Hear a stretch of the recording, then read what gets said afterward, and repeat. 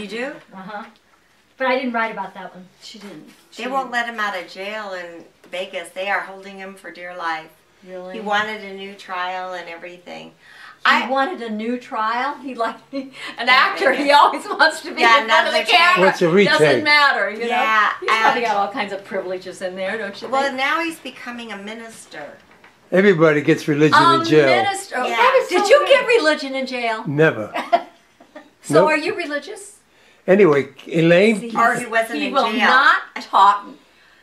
we Do will you not think that? talk. Are you just making up the fact that you were in jail? No, I don't make up things. No, he was in jail for 10 years. But No, he I won't wasn't. talk More than about that. it.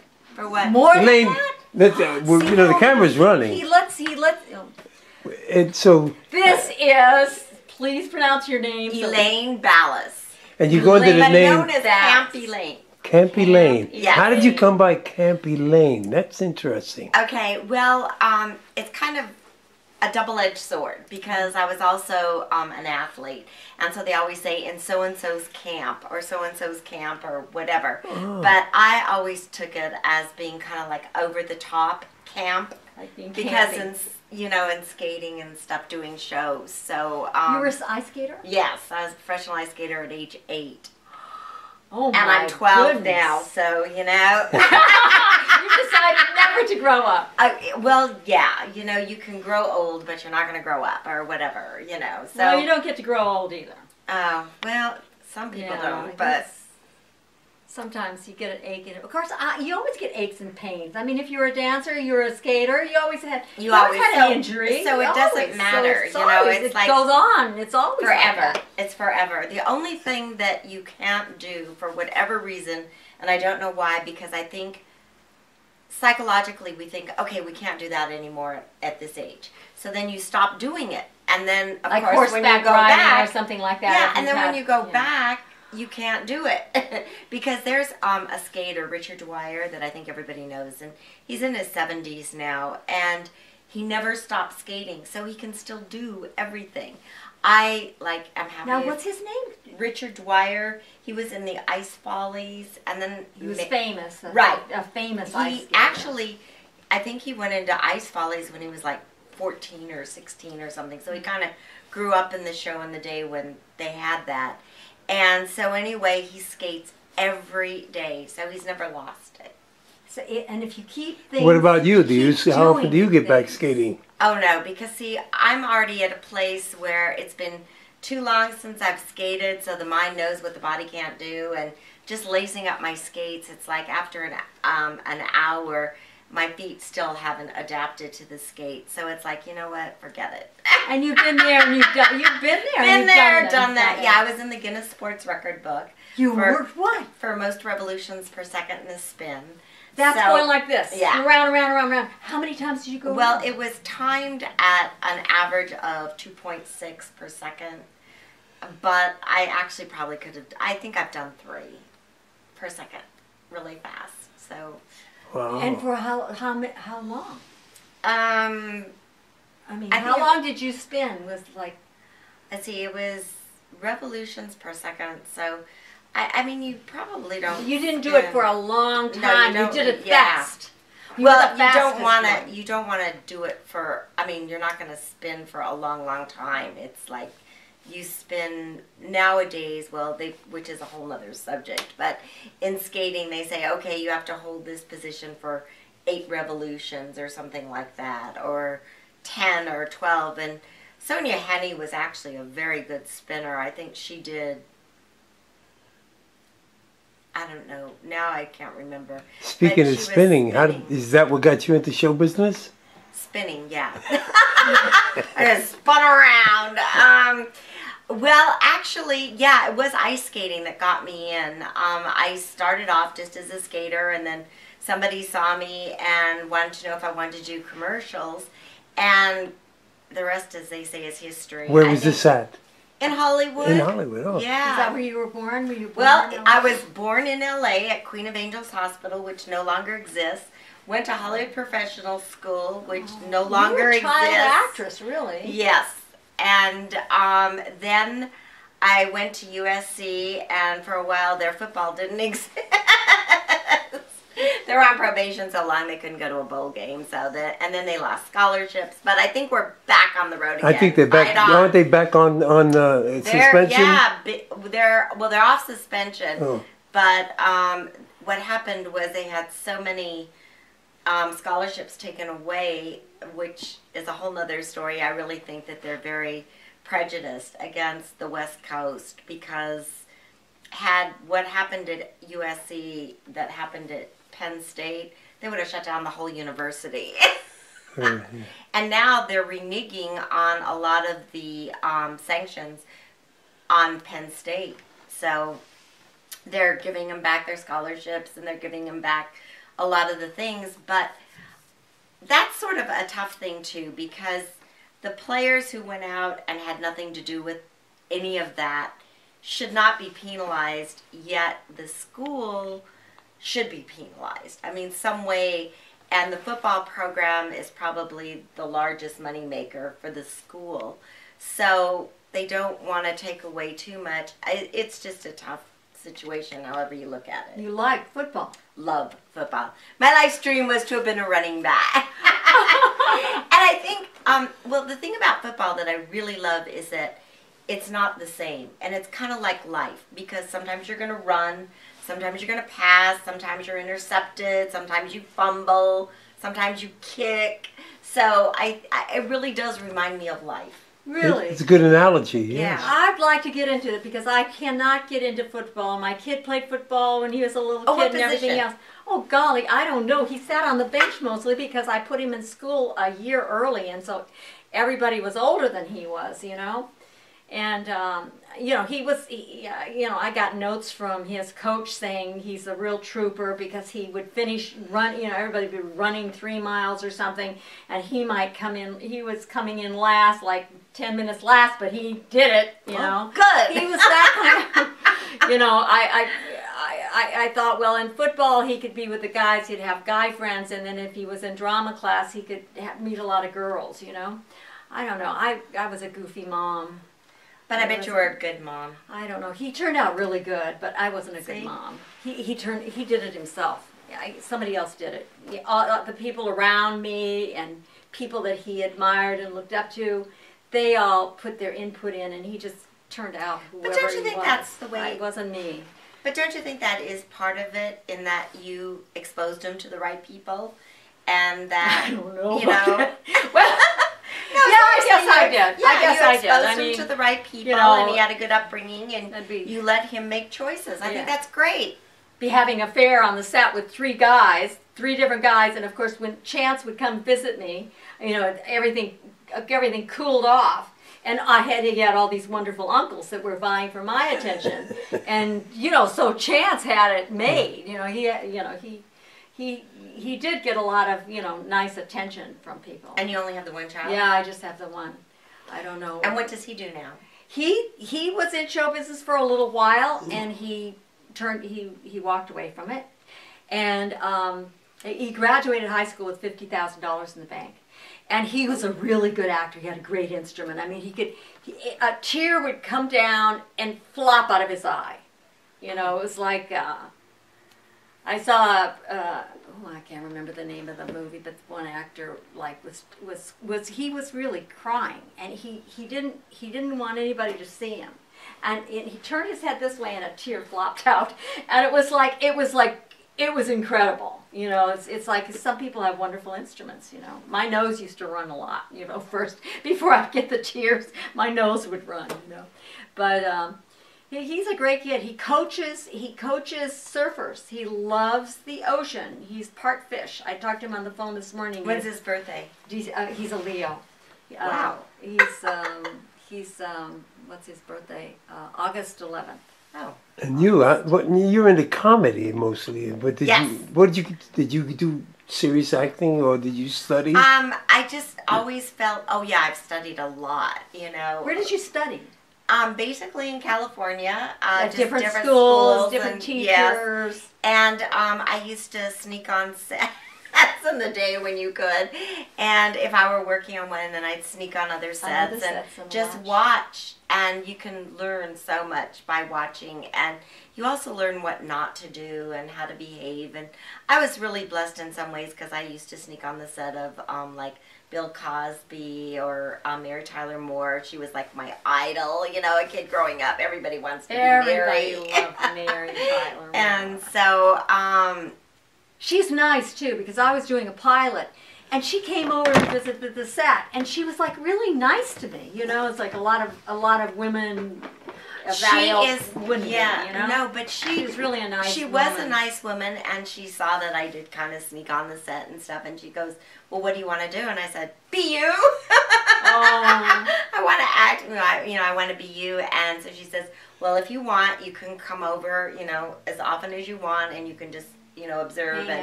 And it was great because Betty White and Valerie Clark. She's a nice gal too. Well, Valerie is too. All of these gals are just wonderful. Cloris Leachman. Is she nice? Well, actually, I didn't really meet her.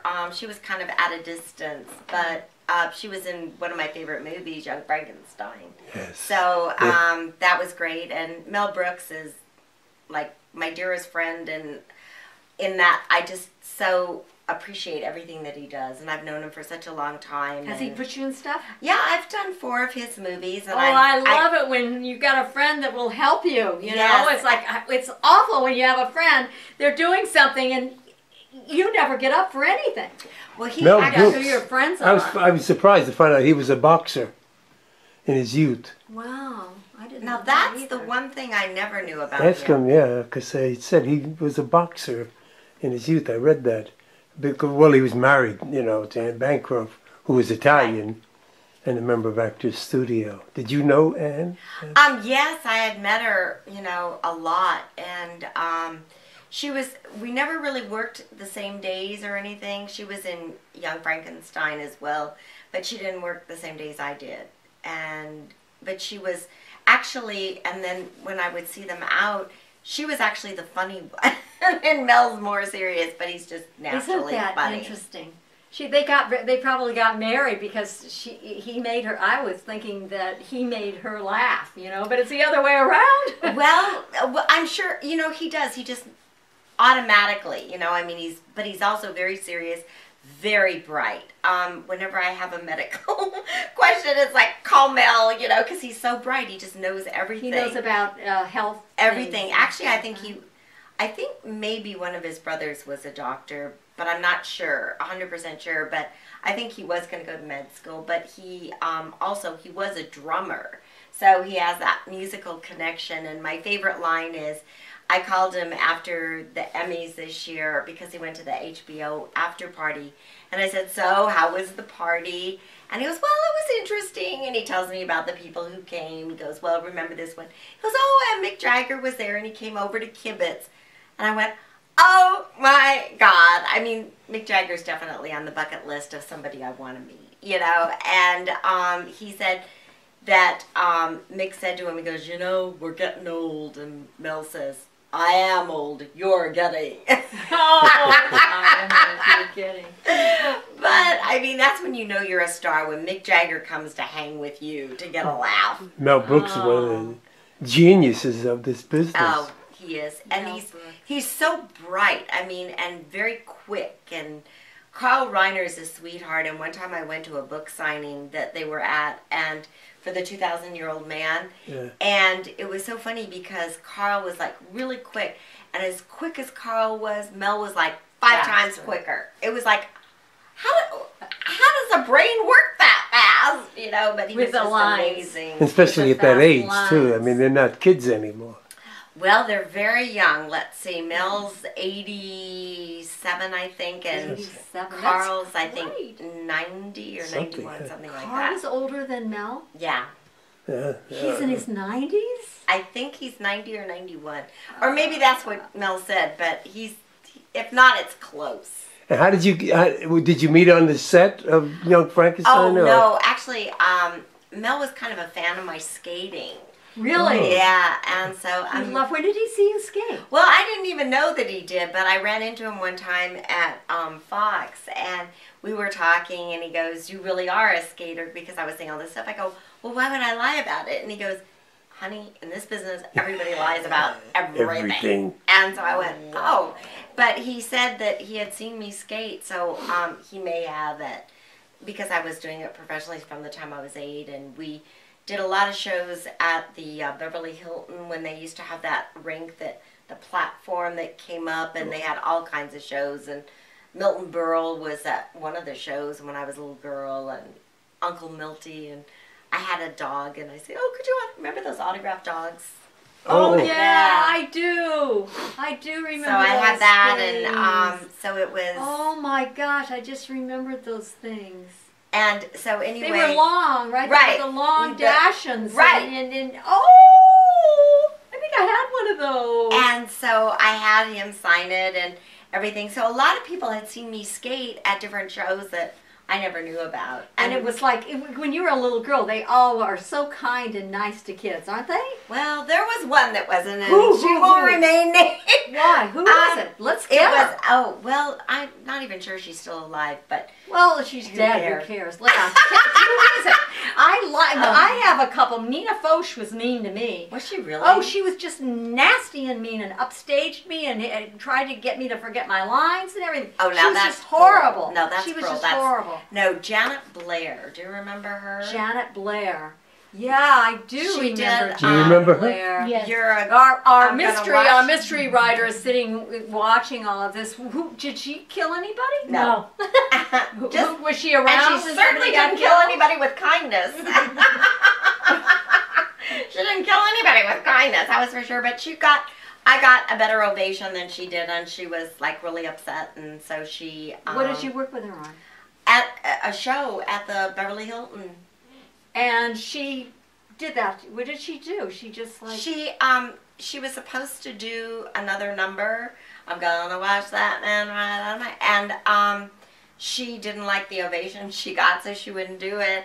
She goes, And she goes, "I'll let that little girl go out and skate. She got a better ovation."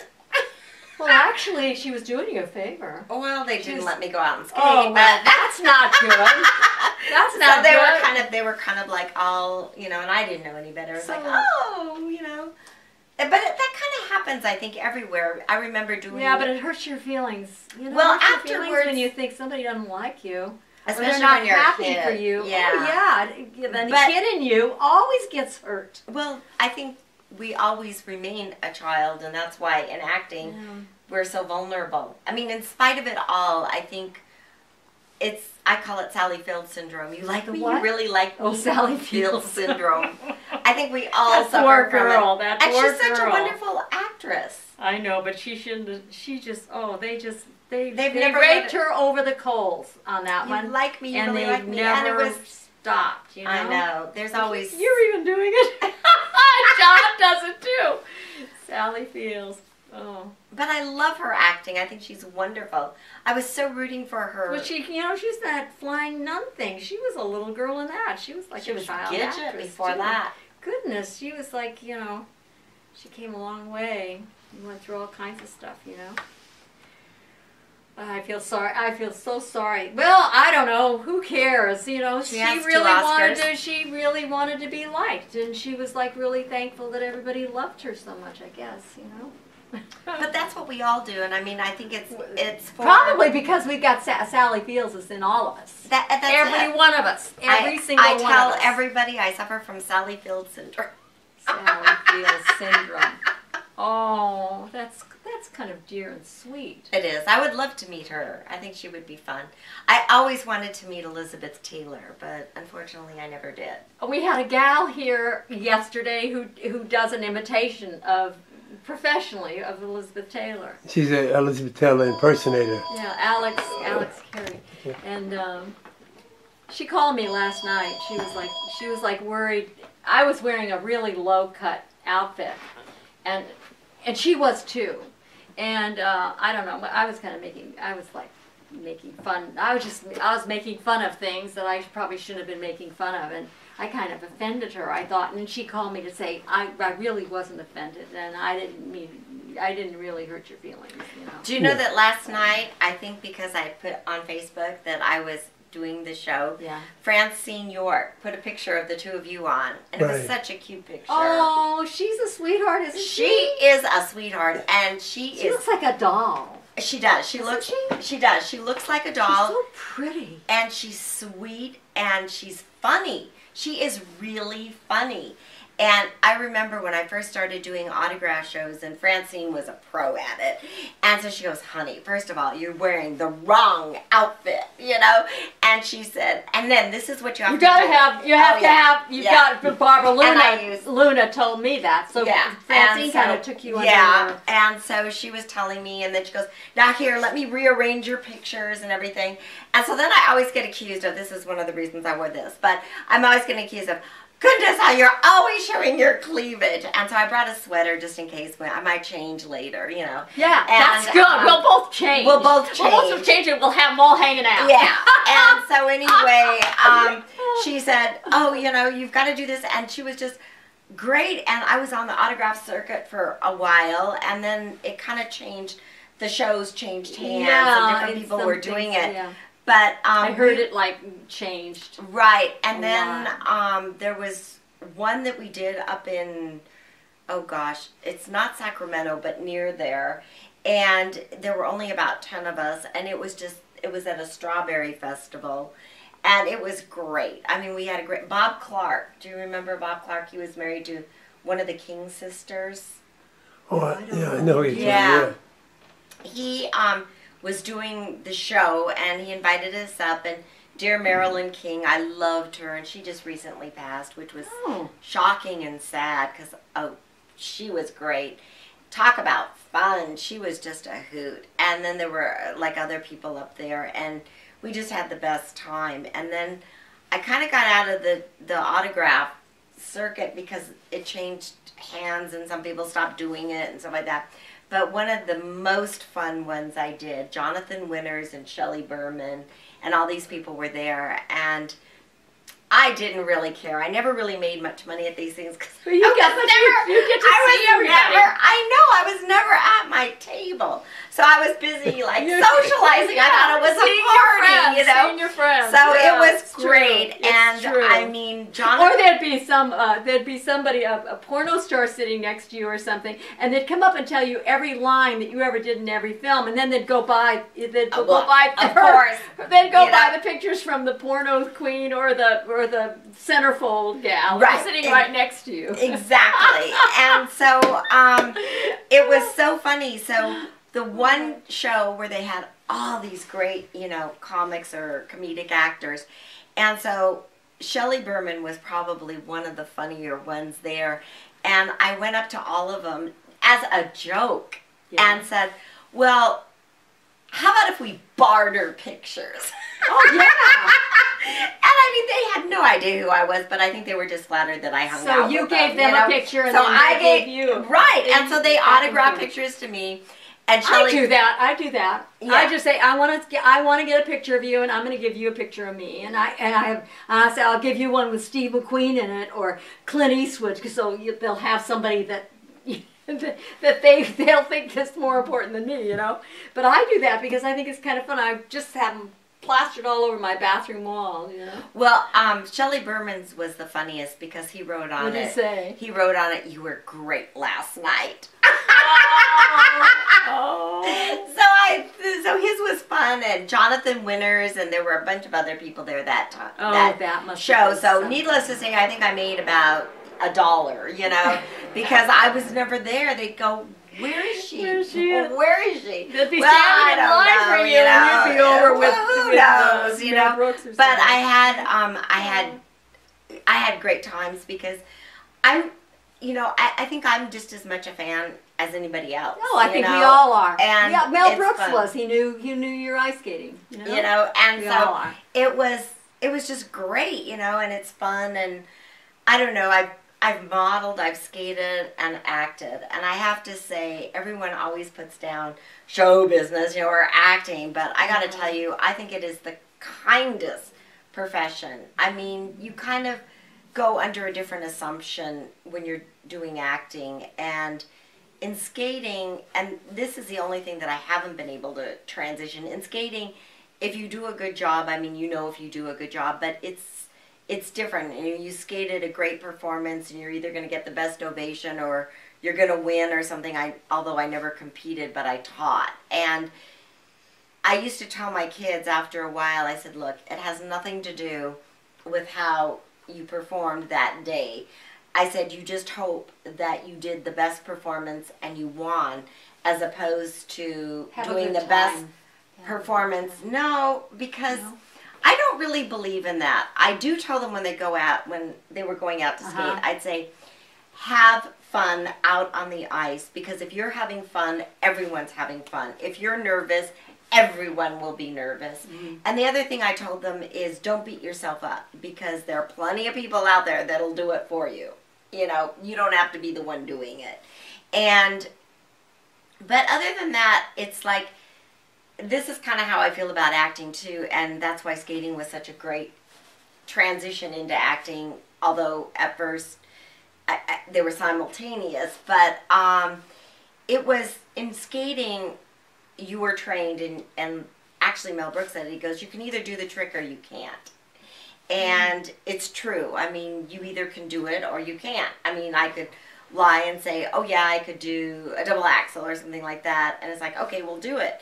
And you can either do it or you can't. So you can't really fake it. And I always took the discipline of skating into school or acting or anything else I did in life.